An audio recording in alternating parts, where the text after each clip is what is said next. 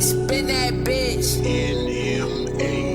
По принцип бях на 10, моментално на 30. Товара над главата ми крещеше самоубий се. Ма спънките в живота ме карат да продължа сега. Виж къде съм, на върха ще се задържа. По принцип бях на 10, моментално на 30. Товара над главата ми крещеше самоубий се. Ма спънките в живота ме карат да продължа сега. Виж къде съм, на върха ще се задържа. Тежък живота беше, но не се отказах. Борех се до края, няма спра. Аз си казах, всеки ден се молих за сила и разум. Накрая ги преборих, победител се оказвам. Някога да си ме видял да се оплаквам. Търпях на рит и не се отказвам, защото знаех, че имам да доказвам. Не да се правя на такъв отчаян. Някога си казах, търпеливо ще изчакам. На Господа се моля, винаги му разказвам. И той не ме оставя да се разплаквам, а помага ми напред да ускорявам. А накрая какво се случи? Аз победих, а вие фада с не с полуки. Всички врати вече заключих, на тема победа пак превключих. По принцип бях на 10, моментално на 30. Товара над главата ми крещеше самоубий се. Ма спънките в живота ме карат да продължа сега. Виж къде съм, на върха ще се задържа. По принцип бях на 10, моментално на 30. Товара над главата ми крещеше самоубий се. Ма спънките в живота ме карат да продължа сега. Виж къде съм, на върха ще се задържа. Понякога осъзнаваш ли колко е грешно? Даже някой път ми става доста смешно да се оплиташ каши, е така, безцелно. Само да ме правиш мръсно, на мен конкретно. Ще ти го кажа доста директно, любезно,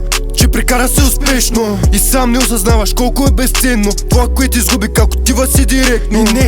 И не ме разбирай погрешно, въобще не ми липсва лицето ти смешко. Бих ти казал, даже ми е перфектно. Живота ми без теб развива се успешно. Радвам се, че така е решила съдбата. Направо ми е кеф да се опасява нещата, които следват, за решенията си да съжалява. По принцип бях на 10, моментално на 30. Товара над главата ми крещеше самоубий се. Ма спънките в живота ме карат да продължа сега. Виж къде съм, на върха ще се задържа. По принцип бях на 10, моментално на 30. Товара над главата ми крещеше самоубий се. Ма спънките в живота ме карат да продължа сега. Виж къде съм, на върха ще се задържа. По принцип бях на 10, моментално на 30. Товара над главата ми крещеше самоубий се. Ма спънките в живота ме карат да продължа сега. Виж къде съм, на върха ще се задържа. По принцип бях на 10, моментално на 30. Товара над главата ми крещеше самоубий се. Ма спънките в живота ме карат да продължа сега. Виж къде съм, на върха ще се задържа.